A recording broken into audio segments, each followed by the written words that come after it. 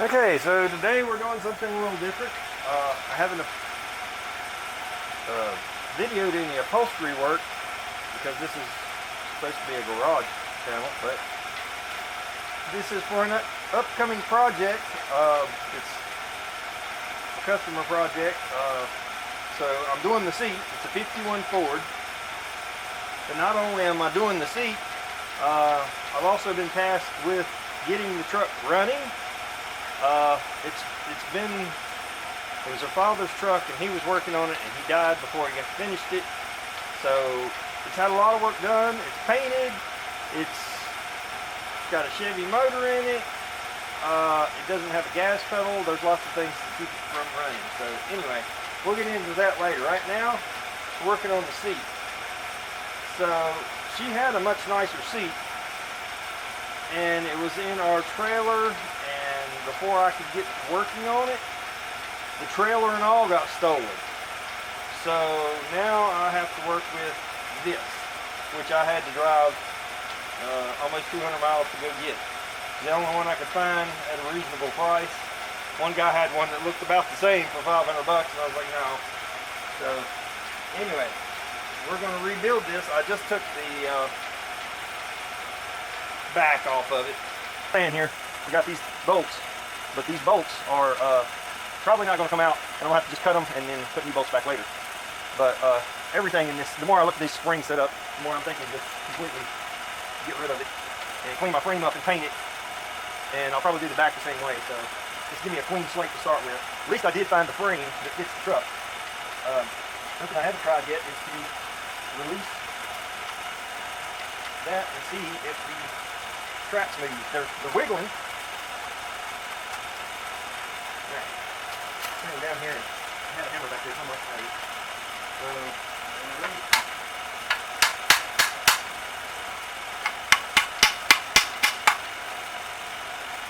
if I can't get those to move, I don't want to take them off until I get them moving.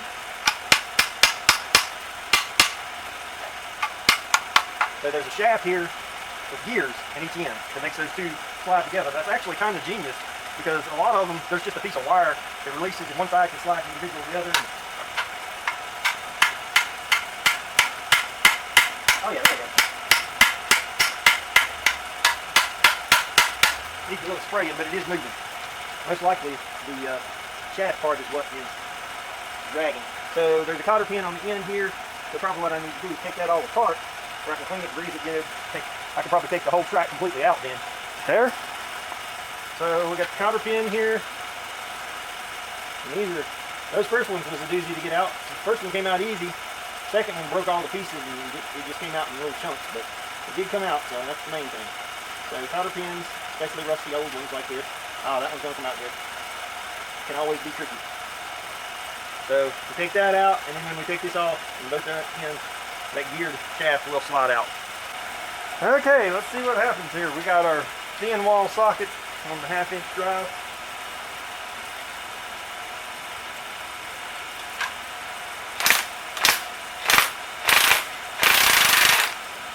And that one's not coming out. It's spinning all the way through. And that's all rusty. Exactly what I expected. Try this one. Doesn't look any more promising.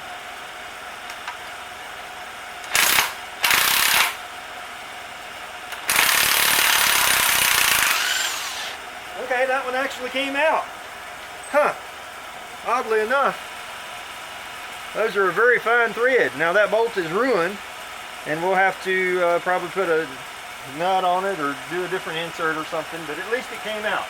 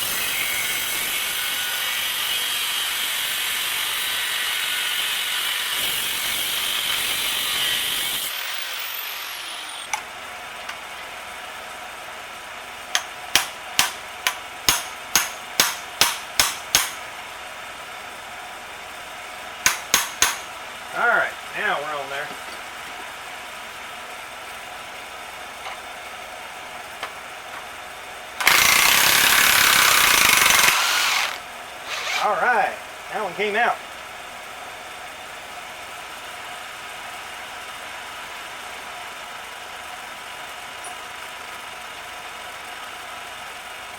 I think the nuts are actually to the other piece, which I'm not putting back, so I'll have to put nuts, bolts and nuts. Now, our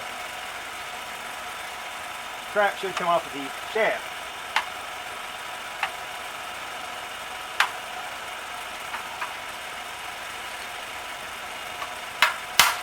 Like so.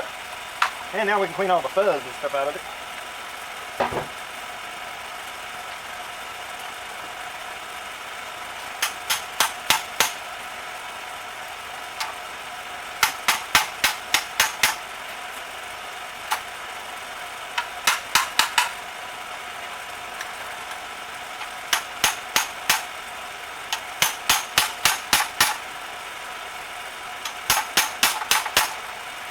Alright, that's on there about as good as it's going to get.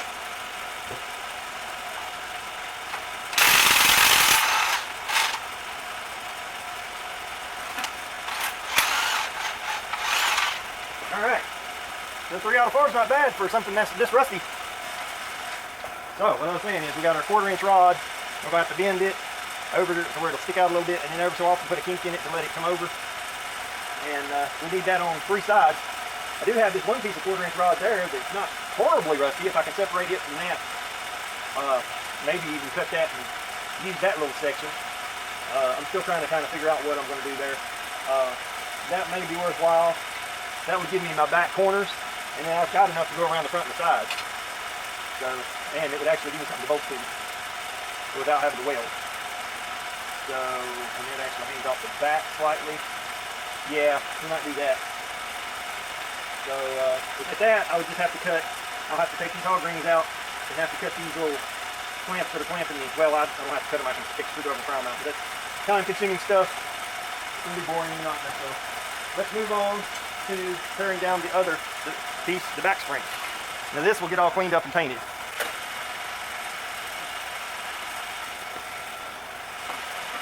All right, we're going to lay this face down. Now on this, I'm thinking, if I can leave, it's got these no-sag springs in the back, these S-shaped springs. You know, I casually call them no-sags like y'all know what the heck I'm talking about. And then on the front, you got all these coil springs. And you got this frame thing. And I will kind of keep that for reference of the shape. But there again, you got a bunch of springs missing and a bunch of junk over here. So unfortunately, this one is not going to go as quick. I'm going to have to tear this one down by removing all the hog rings that are holding those springs to these springs. So this is going to be tedious and boring, and I'll just show you. Well, I done showed you taking hog rings out, but I'm just going to have to sit here and take all these hog rings out on all this.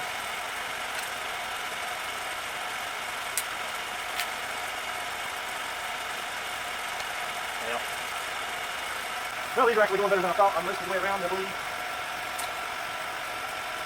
These are very thin, very rusty, so they're pretty easy to get off. And they only around the edges, I believe. So I've got the bottom, and I've got the whole driver's side. Some of these ain't even holding nothing. And yes.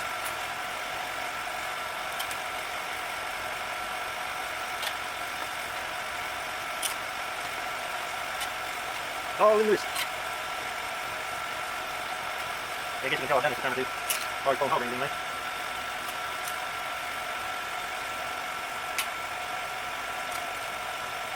Alright, I think it's loose, but I may be wrong. Oh, yep, got a couple more.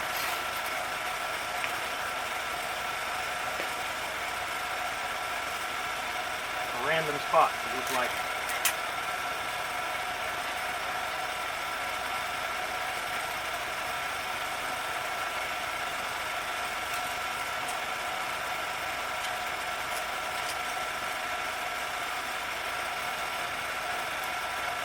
Oh well, there's some down here in the middle.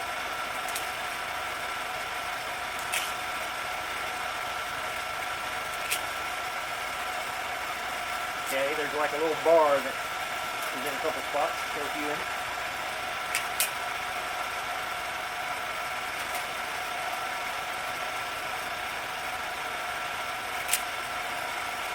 Okay. We're just tangled up there. Yep, there we go. Okay, now, so we'll take this. Like I said, we'll just keep that for shape reference. Now that gives us this that I can now clean up, get prepared, and put a piece of foam on. Like I say, I've got the hog ring, I got the springs to hog ring to. Although on the side, I may need something on the side so that I'm not pulling this back trying to hog ring to it. And I like to pull my cover good and tight, so may add a little piece of bar in there. Okay, I just realized I was zoomed in way too much on that last frame, so I don't know how much y'all saw, but we've got this cleaned down. We got this off. There's like basically a big hole right here where behind the driver would be. It's supposed to look more like this. Where you got your little X springs and all these. These things are pitiful anyway, so I'll probably use a soft grade foam for the back, a firm grade foam for the seat. Should make it nice and comfortable.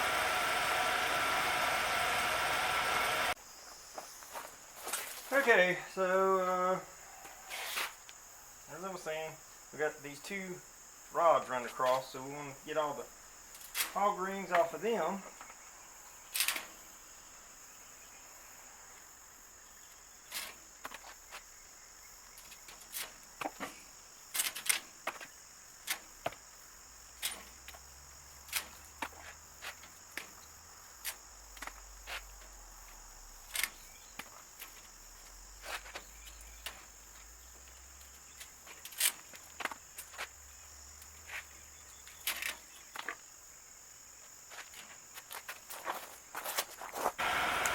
So yeah, demolition screwdriver set. So what that means is, let me get one of the flat ones out here that I'll need.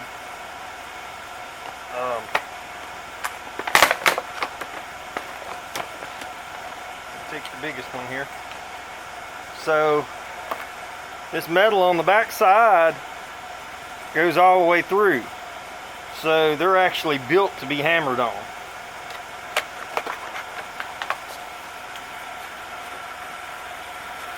Which is perfect because we're going to use them as a chisel right here.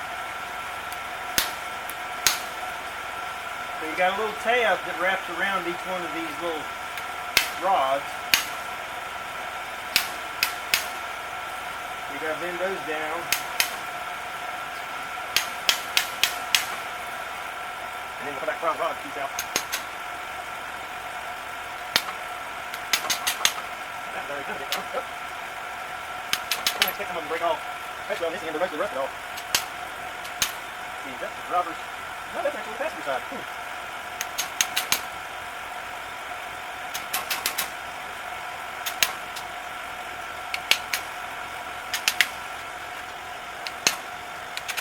Okay. Now we want to take it. Try those out. Let's see. Oh, it's the rest of this is going to crumble. Get that. It's the front one.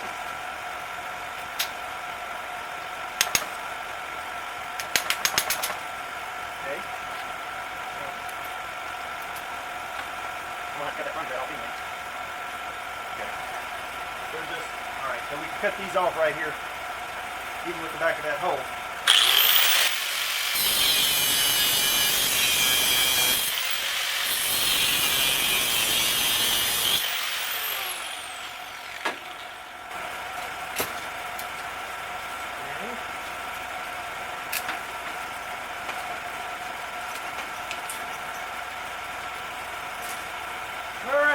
So now I have the piece I want.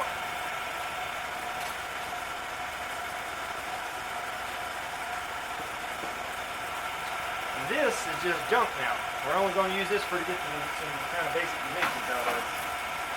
So we're not going to throw it away just yet, but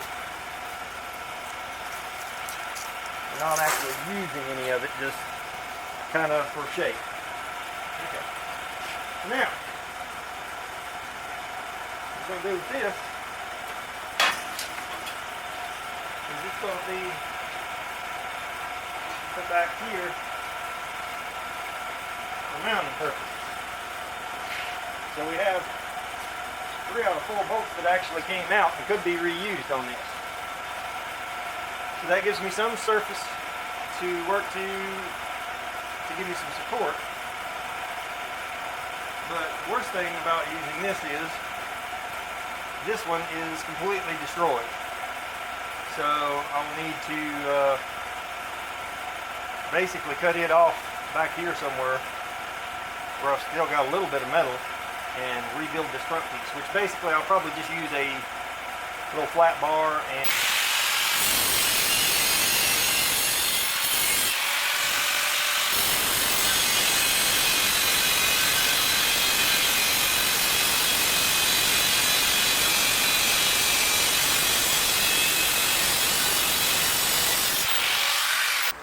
this rusty pile of crap right here.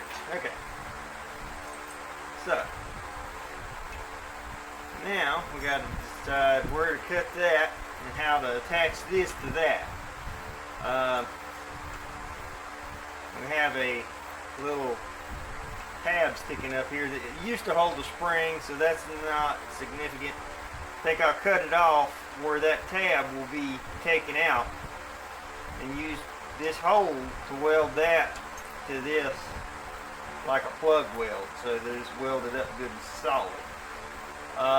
In doing so, as I mentioned, these wires here are pretty rough shape, but I do need those, but I have more wire to rebuild that with. So we're just going to cut those off for now, and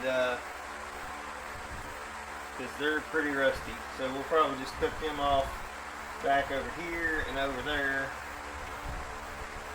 and then cut this off where I want to get to that.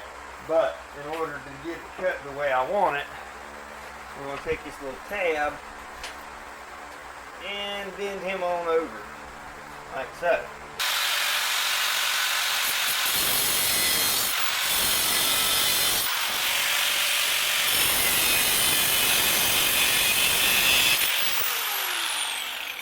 So now that gets this loose, and as you can see, that piece is in horrible shape. Now yes, this is a channel, but this, well actually this was once about the same thickness as what I'm fixing to use here. This is a little thicker, and I think it'll be strong enough. This is the passenger side, so it won't take as much use as the driver's side. So what we want to do now is line our holes up with the frame on the back. Holes with the frame on the back right there. And now decide if you want that end to be square, probably. This end can be back here and weld to this. So all we got to do is clean that up and weld that in place, and that will give us our piece back. Now,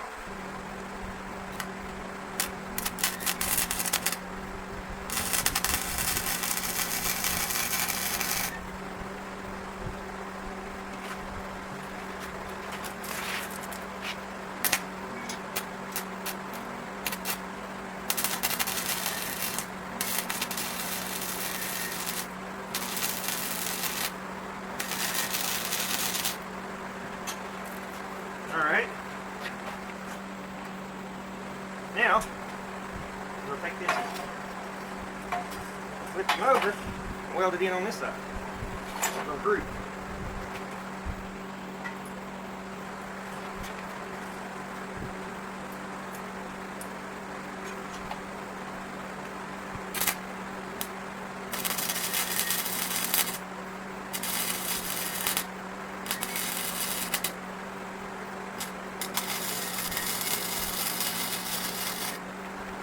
Alright. Now if I had a little bar, a little flat bar to weld on there, I could really improve the strength of that, but we'll see what I come up with. I want to try to put something on there maybe. Could have just used a piece of small angle iron. I had some of that. Maybe weld a piece in there or something. We'll see. Alright, so I got my piece of angle cut out here, but it don't quite, if I stick down in this side, it don't quite go in that side. So what I got to do is notch it But what I got to determine is how much it needs to be notched. And it ain't going to be much. Probably like a 1/4 inch on each side. So I'm just going to take a little bit off, round that up on each side until it fits in there. And we're going to clean that up good, clean this up good. We're going to just go ahead and weld this in here. And then the top piece can just sit on top of that. And then we have a screen mesh that I found. I got to cut it down to this way a little bit. And this will sit on top of the whole thing and tack in place to the other frame or something. Still not 100% on exactly how that's all going to work, but when we get them all assembled, this will give me something for my foam to sit on, and it'll have a little bit of give to it. Although not much, because I'm basically putting a solid bar in the middle here. So, but I don't want to leave the other pieces to give because they're not springy. When they give, they're going to stay down. So it needs the support. That'll still let that kind of bounce a little, maybe. I don't know. Anyway, we're just going to notch this and make it fit. That's what we're doing now.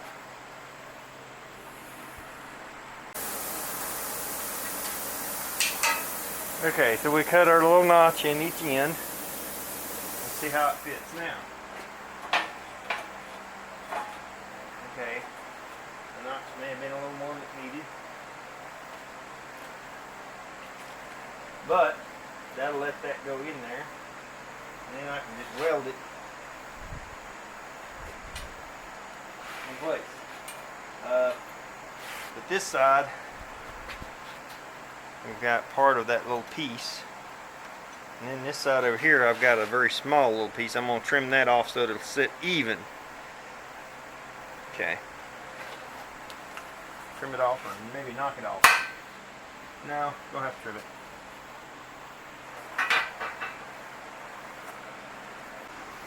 Okay, so I went ahead and trimmed them both off to where they're even. Let's see. Hopefully it don't just plump all down through there now. No. So that'll let those both sit on the top. Now we got a little bit of an angle. We need to just trim this up just a little bit. This side is good because it like tapers. This side I kind of got to straight down in it, so this needs to notch up a little bit so that this sits right on there. So one more go round with the plasma cutter, and I think that'll be good. Then this piece is on here. Gives us our back wire. I got to make the front wire and weld it in. I have a piece of 1/4 inch rod for that, which is the same thing as what we got on the back here. And I'm going to hope to make it go all the way around. I do have some thinner rod, but I'd rather have that for my hog rings. It's stronger. And as I showed y'all, once I got that in place, then this will go on top, layer a carpet pad, and then my foam. So, like I say, this may have a little give to it, depends on how much I mount it or how much it's just fastened in places. Could leave those tabs and actually just kind of use them to hold that in place. Huh, I might look into doing that now. Because I really don't have to weld this if I don't have to. Put a new 80 grit flapper wheel on here.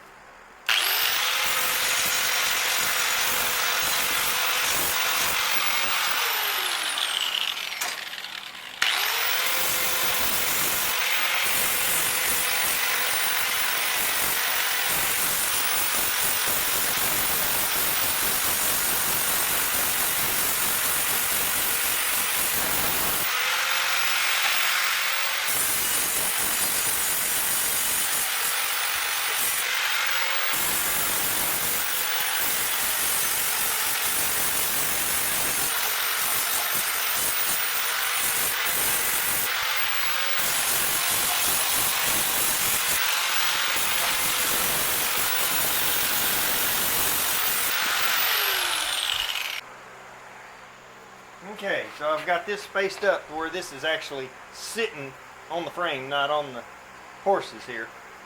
Now I want to center it up a little bit. Right now it's just eyeballed. Let's see how well I did here. So right there, 7 1/16. Over here, 7 1/16. I'm not moving it. Let's see how far it is from the back. 8 from the back. So, yeah, perfect. Not bad for eyeballing. It's pretty close to about flush. So we're going to send it here. Oh, come on.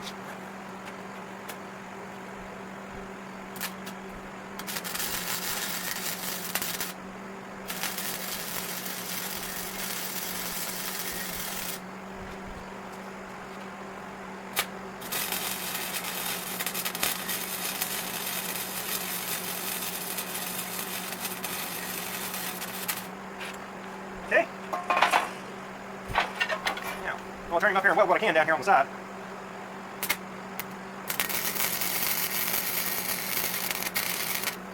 Now, I could have cut and notched that out a little more, but made it a little better fit. But it'll be fine.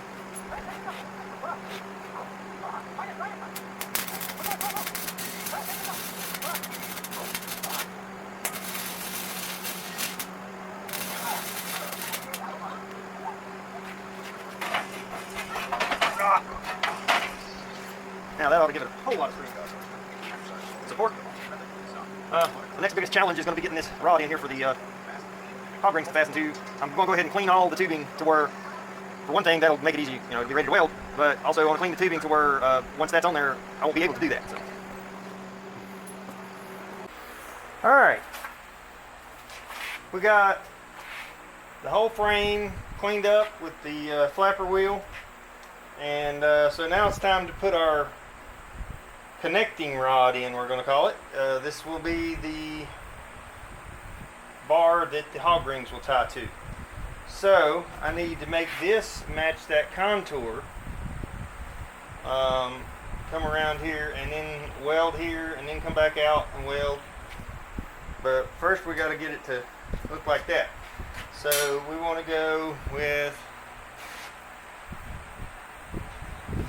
weld it to our angle that we put in, and then we're going to start bending about here.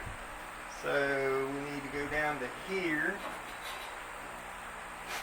and bend, bend, bend, bend.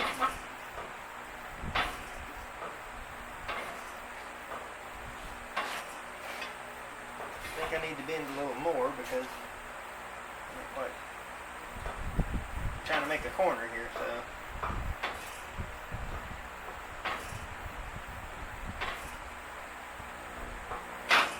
okay, we're not quite there yet, but we don't want to get carried away. And also we want to make sure that at some point it's going to come back over. I may have to put a little piece in there or something. Okay, we need a little bit more. A little bit more there.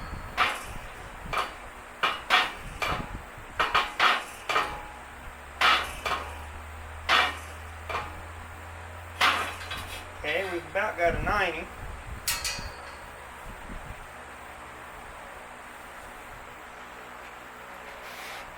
On the tight side, but well, that may actually work. So with that lets him go over to there. You can tack it there and bring it back. That actually isn't what I wanted to do. So let's unbend it a little bit in the middle.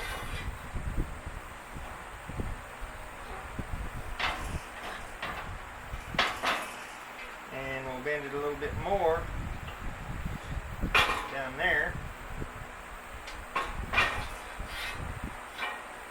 and a little bit more up here.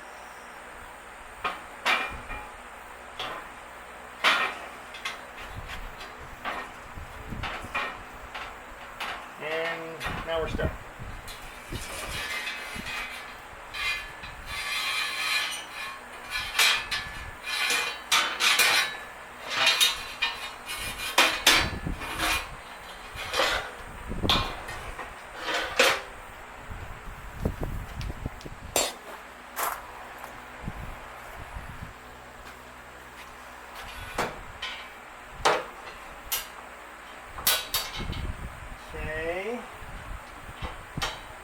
to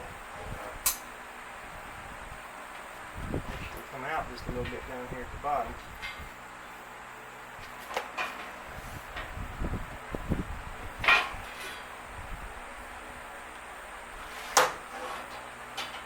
Well, not quite that.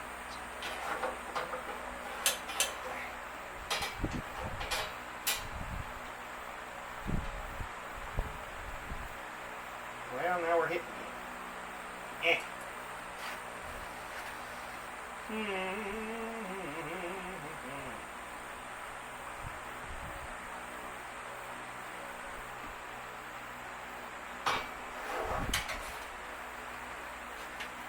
Yeah. Need less in the middle and more towards the end.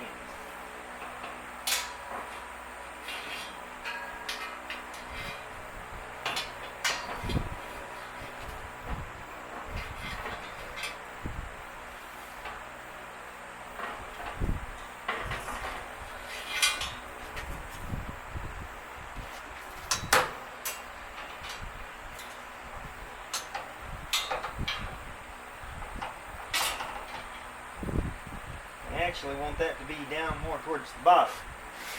So, and what I was thinking was bending little kinks in this, but that's going to prove to be very difficult with just what I'm bending there. So, I may just cut some little small pieces. I got some 1/4 inch bar, and just cut some small pieces and weld in spots to hold it. And I think that will be easier than trying to weld the little bend the kinks in this, because they probably have a machine to do that at the factory and I do not. So looks like we're going to come out pretty good on the end.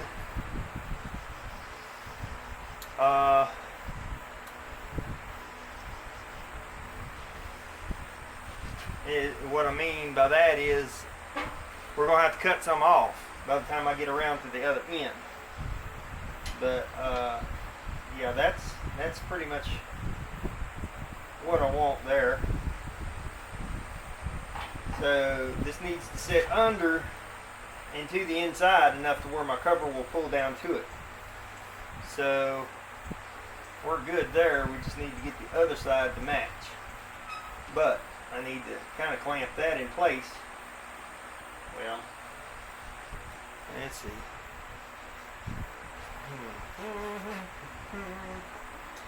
Some chalk would be real nice. Alright.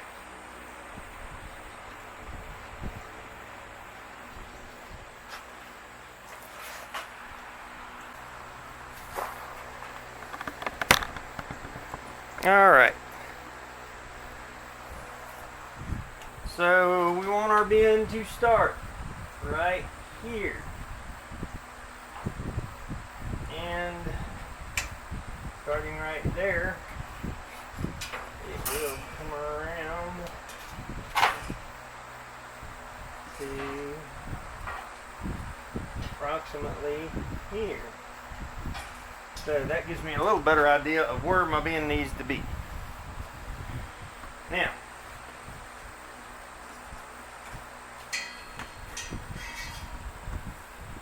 I have to make sure I keep that bend in line with this bend. So, in doing so, we'll go down to that part right there, turning here, and pulling.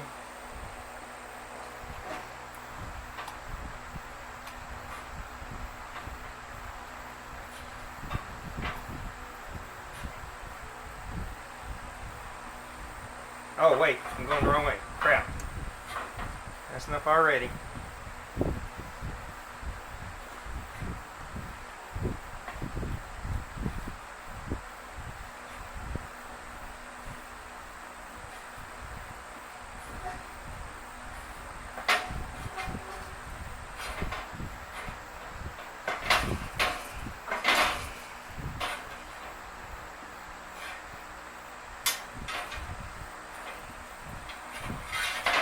Okay, so let's see. This one over here where it needs to be. That one needs to bend a little more up here. Bring him in there.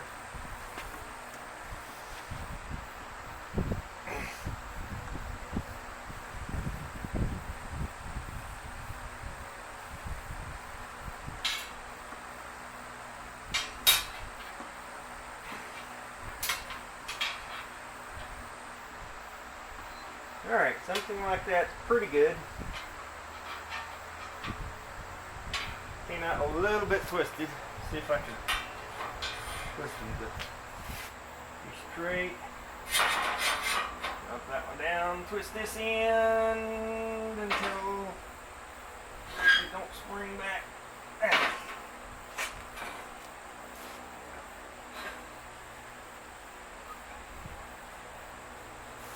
Okay.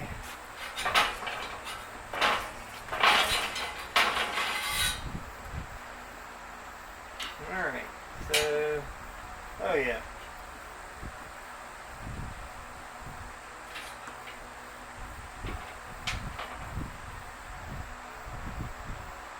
Alright. That's what we need right there. So now,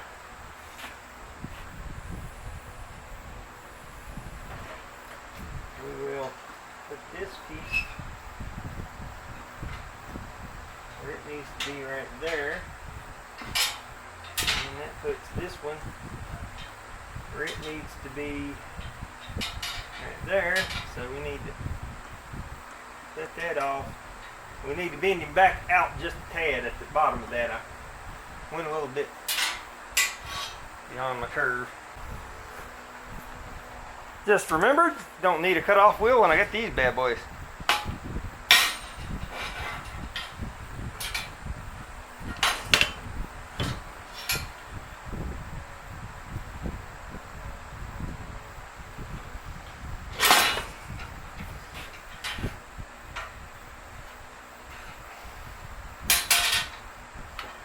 Holy crap.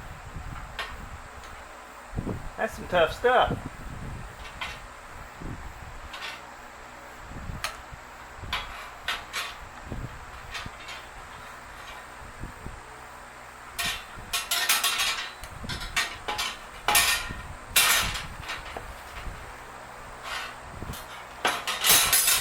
There we go.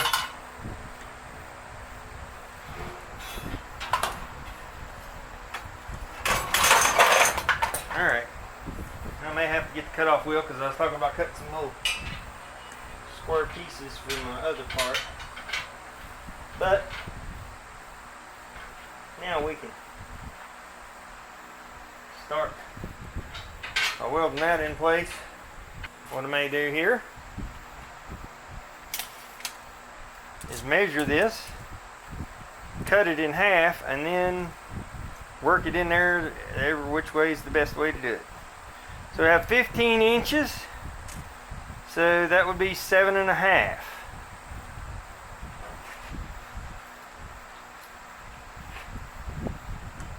So we want 7.5. Cut that in two, and that'll give us, that'll work easy if I put it up here, but then I'll have to make a longer pull strip on my cover in that particular area. Or set it to where it'll taper. I'll figure that out when I get to it.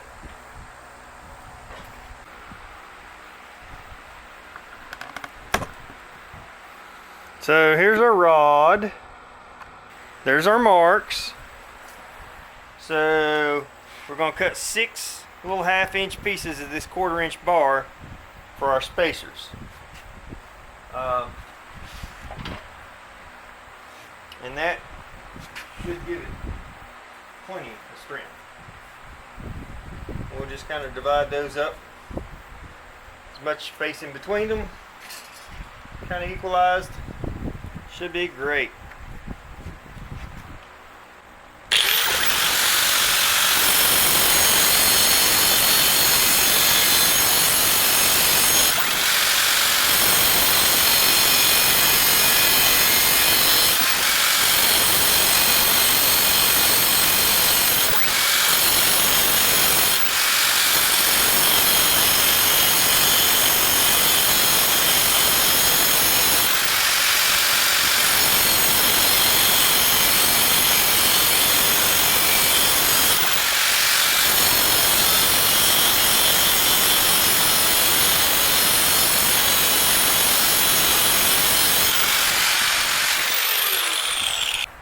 So for starters, we want to get this welded to our angle,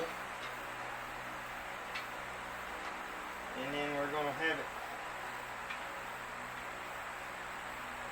right down here next to the corner. We're going to have it welded to that, like so. And that's going to give us a nice place to put our hog rings. It'll be pulled under. I don't know, I kind of don't know about it being that far down. I didn't really. Let me see. I may have to do a little adjusting here. May have to put them in sideways. Yeah, I don't like it that far down. So we're going to try putting these in. I started to cut them quarter, but it's kind of hard to cut 1/4 inch pieces. Maybe like that.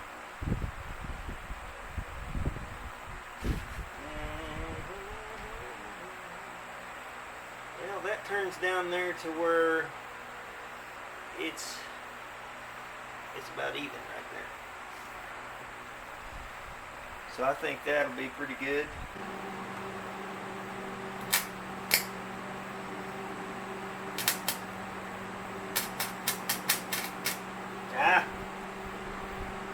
My speed got bumped.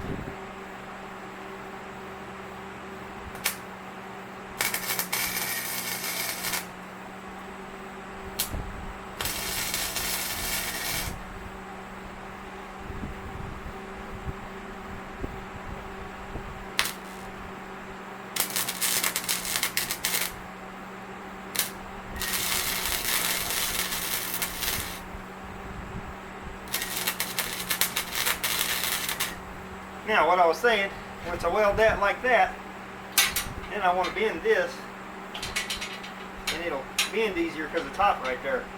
So I'm going to have to just pull this over here where I need it and try and tack it.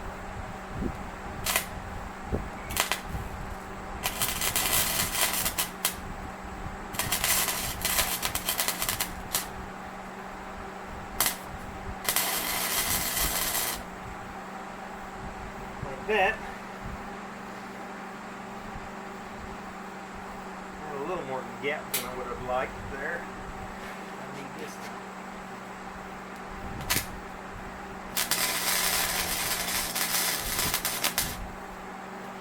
to be on there pretty solid before I try to maneuver that.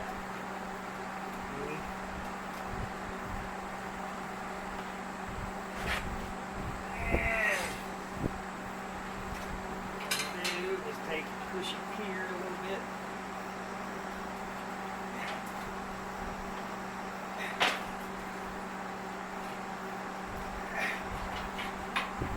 Trying to make it go that way, basically. And it's bending this. That's some pretty stout stuff there. Use that to help bring it over. Let's try that. I'm going to weld the block to the frame, but not to the wire yet.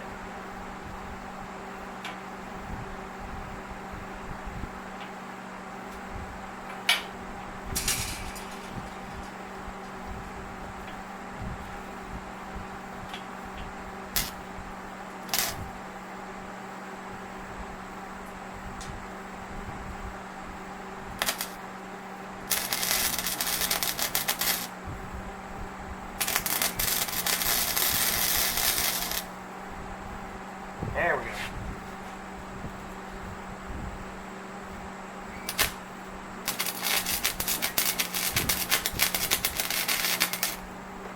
My wire speed's still a little off. Okay, now at that, I'll hold this up here and then take and try and persuade it that way a little bit.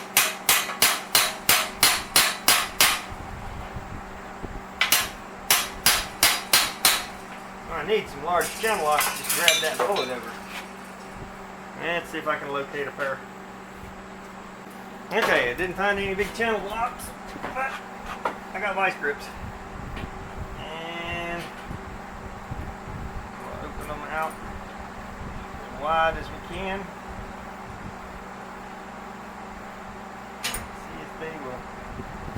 Oh yeah.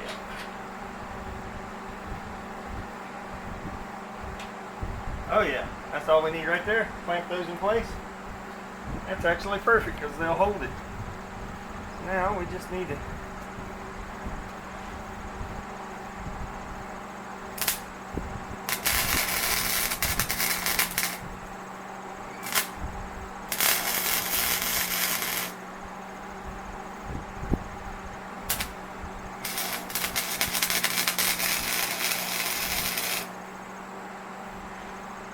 Alright, now when I take these off, that stays put.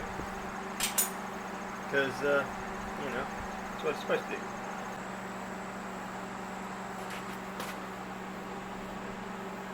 Okay.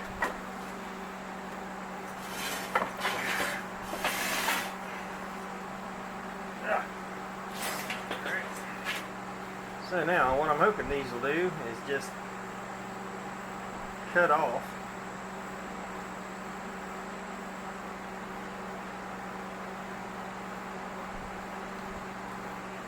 or break off. And see, we have 4, so we don't want one right in the middle. So 1, ow! Ow, that's hot. Okay. 1, 2, 3, 4. Something like that.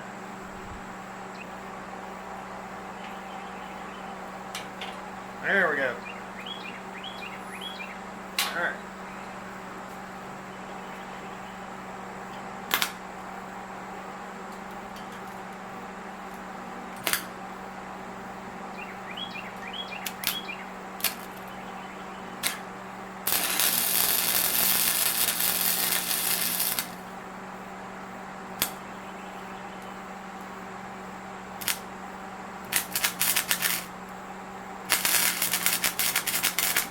Ah, come on.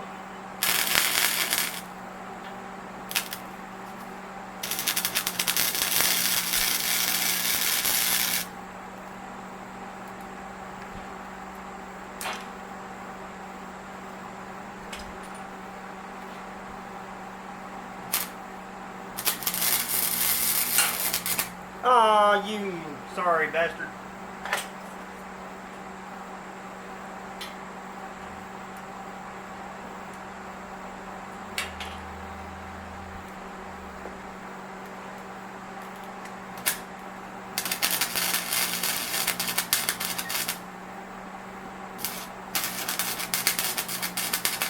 I need you to stop jumping.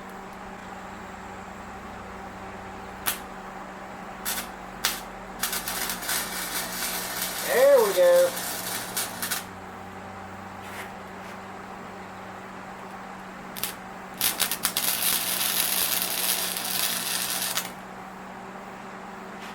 Alright, now let's take the vice grips off before I weld them to it. Not pretty, but it's there.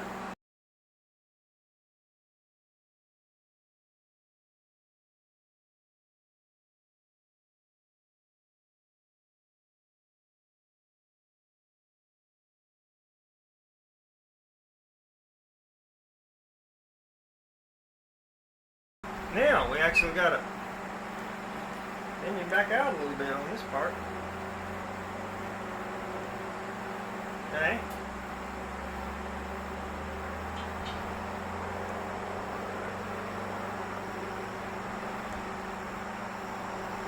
Now we'll just kind of even it up.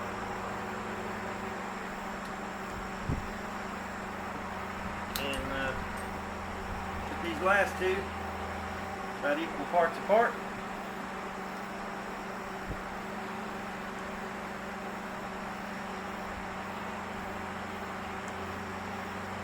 Now originally this thing had some kind of sheet metal piece, and it had I think some of them even had a piece of cardboard that sewed in, folded on. It was really dumb the way they done them back in there. So we're doing this to make it a whole lot better.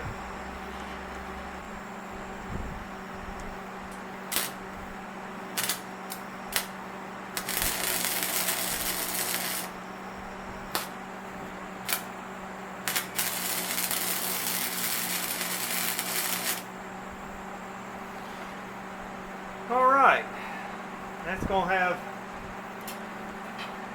our attachment wire in place for the front.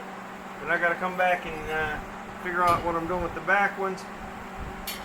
Once I cut them off, I'm going to flip it over and weld these on the other side. And that'll also give me a better look at what I'm doing here. I still got to cut this in two. Oh, I didn't just have an idea. I could bend that down. I'd like for it to be down here more. So if I just angle it a little bit, like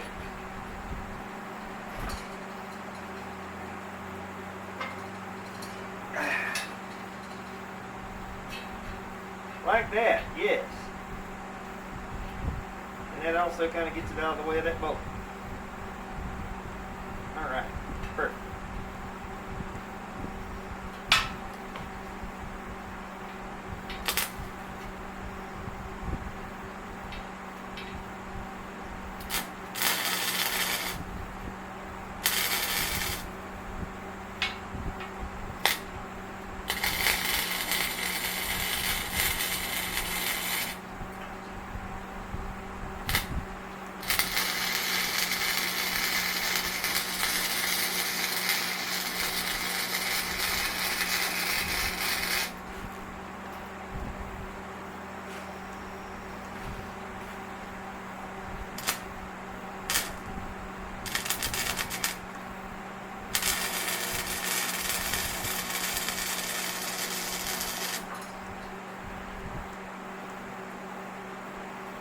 Yeah. Alright. Now let's just do the other one the same way. Alright y'all, my light is fading fast, so I got my wire mesh marked where it needs to cut. I'm going to cut off this much of it back here and then try to get it situated where it sits. And I got to get the nuts in there. I've got everything cleaned up. So I'll probably go ahead and try and spray some paint on this bottom part of the frame. I haven't cleaned the back of the frame up yet. I may try to do that in the morning because I really need this over there where I can work on it. Oh, I need to trim these corners a little too. So with that sitting like that, this needs to step.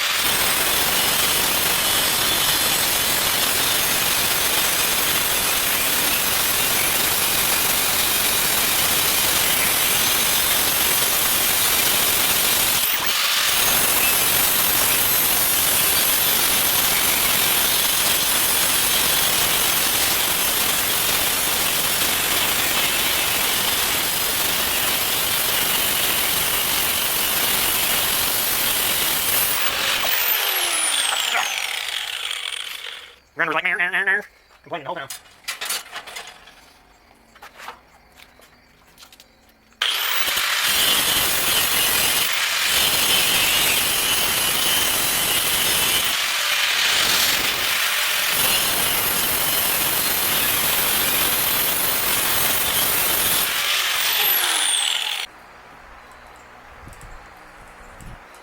Like that, okay. And I think I'm going to try and cut this with the cutoff wheel. I've got it handy. Okay, so we got a couple shop towels and a little brake parts cleaner. So what I like to do is fold my towel into quarters and then just spray a little bit of brake parts cleaner on there and wipe it down all over.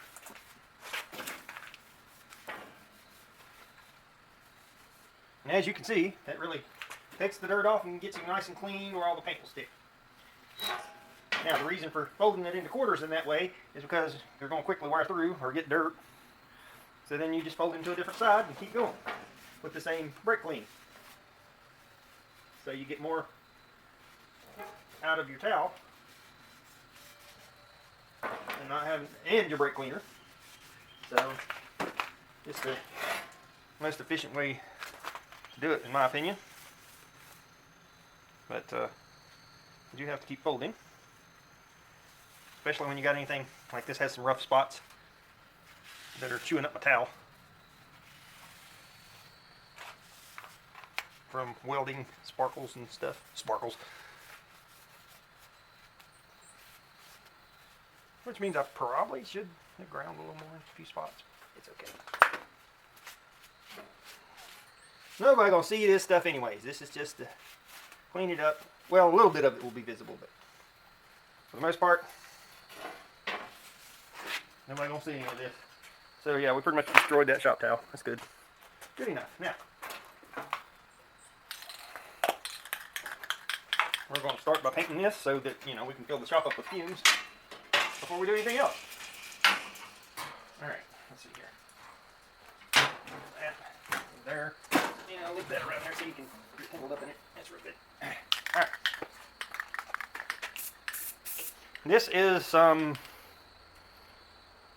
well, obviously Ollie's paint, which is $5 a can now. I was getting paint from there for like $3 a can. I'm a little disappointed. Just a little black spray paint. Nothing fancy. It's coming out looking gray, but it's supposed to be black. Well, actually, it says blackboard. Huh. Interesting. That's actually a good color because the truck seat is getting done in gray and black, so that's not bad at all. I was expecting black by the cap, but that's fine. Kind of dresses it up a little better, in my opinion.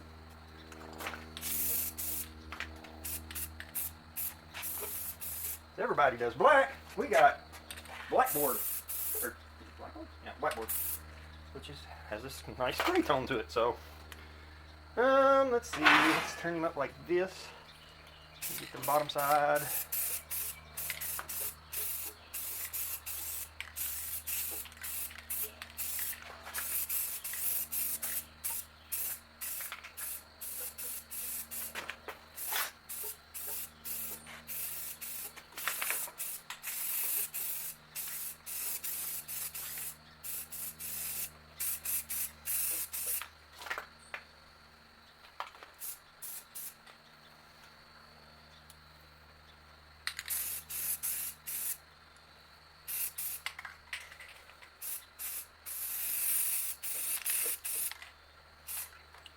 Okay.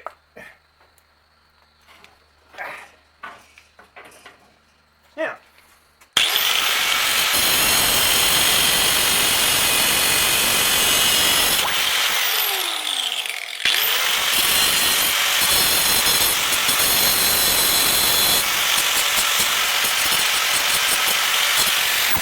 Okay, not really a grinding wheel, but you know, I just need to clean that up enough to try and weld it. Now let's see if we can bend the other side like that.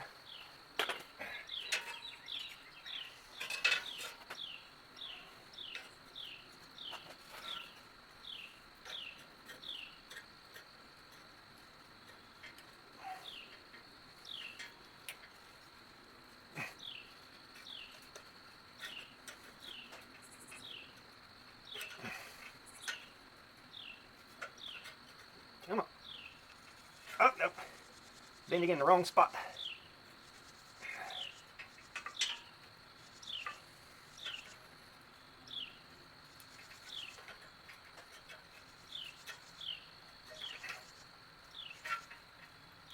Ah. Okay. I'm going to have to come back to that.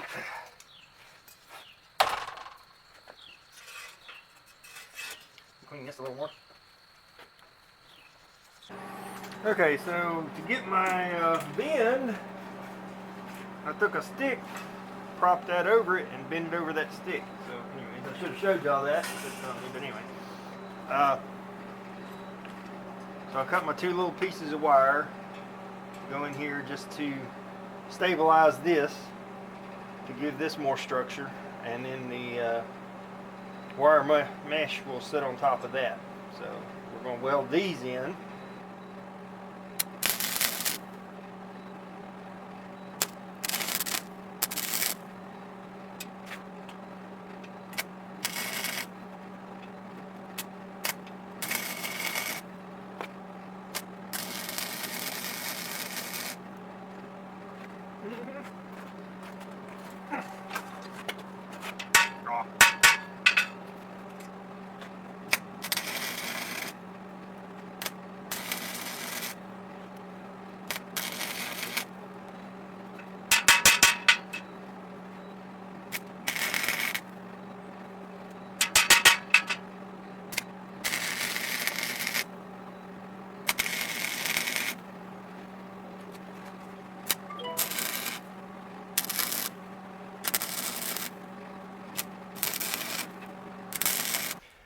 We're working on the seat tracks. Let me show you the one I've been working on first. So I've been using Evapo-Rust. Evapo-Rust is what it's called. I think it's from CRC or whatever. And so I've been using that, and you can tell I couldn't quite fit the whole thing in there, but it's cleaned all this off real nice. And so then we had rust pits, and so this one I've ground the rust pits and welded the rust pits and then ground them. I had to build up all of this, give it its strength back, and then this side I had to do the same thing. Now I'm going to go back over these with some JB weld just to smooth it up more or less. But so this is kind of stuff that what that looked like. Now the thing that gets me about it is I've never tried, I've tried to weld up. Anytime you try to weld rust, you tend to usually just burn holes or it just splatters, don't do good. But this actually takes the rust out, so that's, even though it's rough, it's clean metal, so you can actually weld to it. So I got that. I'll just have to build up this part. This I may have to actually cut and put a piece of metal in. I'm going to try to weld it up. If I can, I'll weld it up. If I can't, then I'll put a piece of metal in. So we might as well start there, I guess, huh?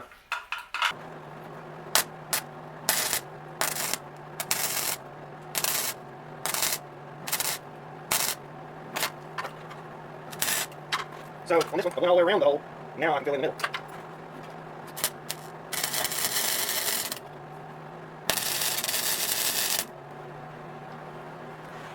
So it looks like we're going to be able to just fill it and not have to actually cut out and put a new piece of metal in.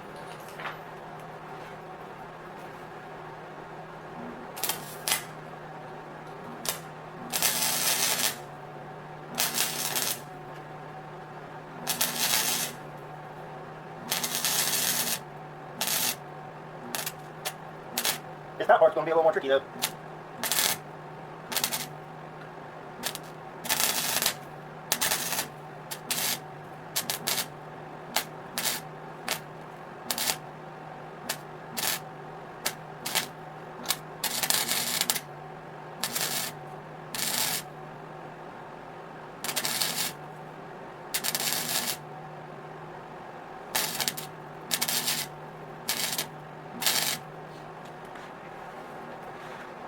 Okay, so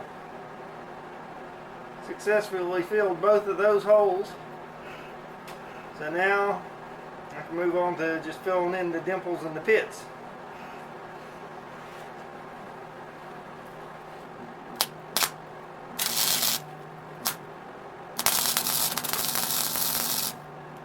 So like I was saying, typically when you try to weld rust, it doesn't weld like that. It just spatters and blows holes and makes a mess.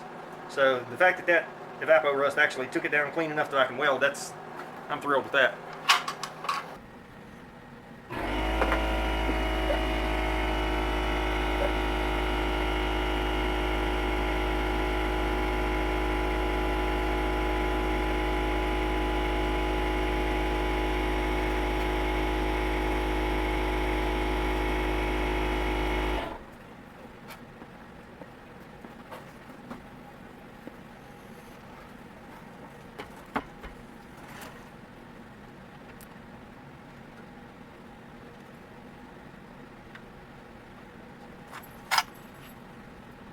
This stuff tends to kind of level itself out to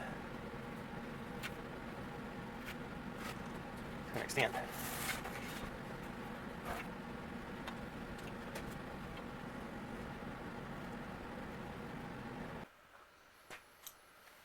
Alright, this is our final part of our frame restoration on this seat. The seat is now done, but y'all don't get to see that in this video. That's part 2. But this is the seat track. We got them all cleaned up, welded up the rust holes, JB Weld filled them in. I've tried to show most of that. And the last little thing I had to do here was replace the spring on the latch and oil this to where it works. And it now works like it should. This little spring had a keychain style ring on it, which made it too long. So I put a hog ring in it to hold it. And that will work just fine. So now all we got to do is get these bolted up. And I just realized we have an issue. Houston, we have a problem. My channel, or my angle iron here that I used, I may have to put some spacers in these, and I do not have washers that I'm going to need. Great. Otherwise I'll have to cut a notch in this, and that may be the better answer, but I didn't want to have to do cutting. Alright, so that wasn't as bad as I thought. I mean, it wasn't what I wanted to be doing, but cut a little 1/4 inch notch. That's all it ended up taking. So now we got to try and get these bolted on. Interesting setup on this. As I've mentioned before, it has this gear drive to make the two sides synchronized. It's kind of old school. But first, we got to get the bolts out. So I'm going to start with this top one because it's going to be a bit tricky. There we go. It's not going to be too bad.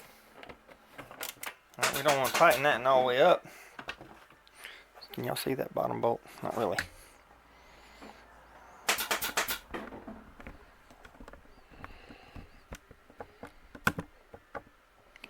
We got to take this one out.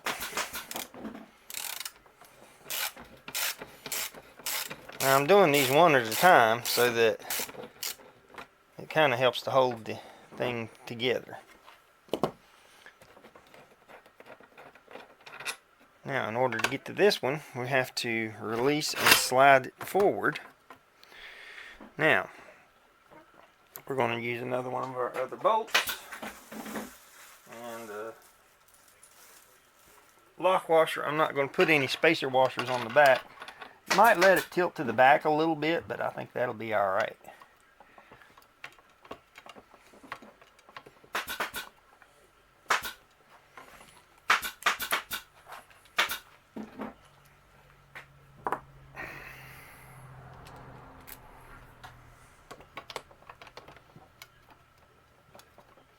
This one's a little hard to get to. Oh, I reversed it for some reason.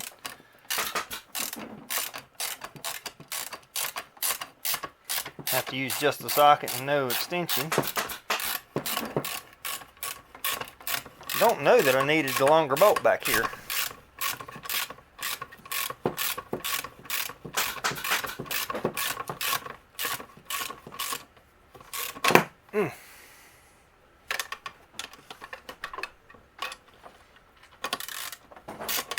Ow.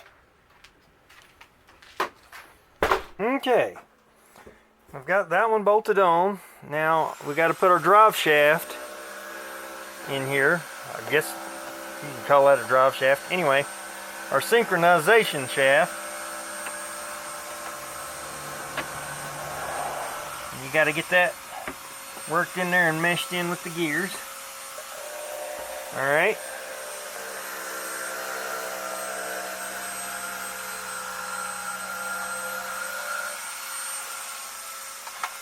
Now, we come over here to this side. Whoop.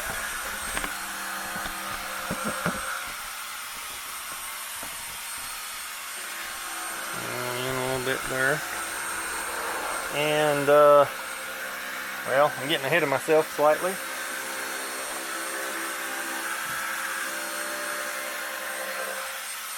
Because now we gotta take this out, which is not even really showing through. Hold on. We got a little bit of a hole there, but we want to make it a little bit bigger and a little more to the side that needs to be on.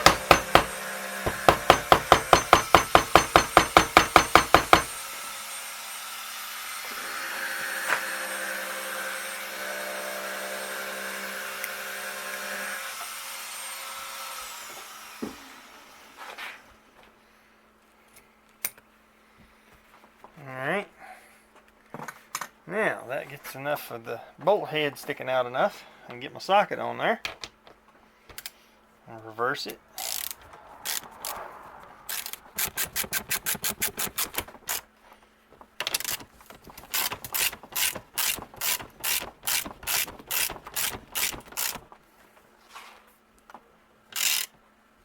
And y'all can't see nothing because I got you too close.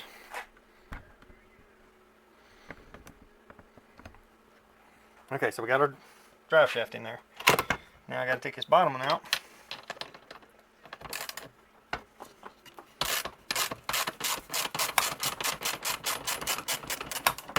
Ow.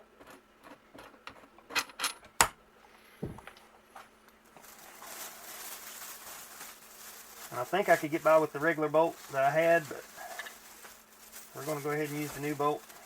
That way they're all four the same. Now, thing of it is, I cannot put that one in without moving this forward. And in order to do that, I now have to release the latch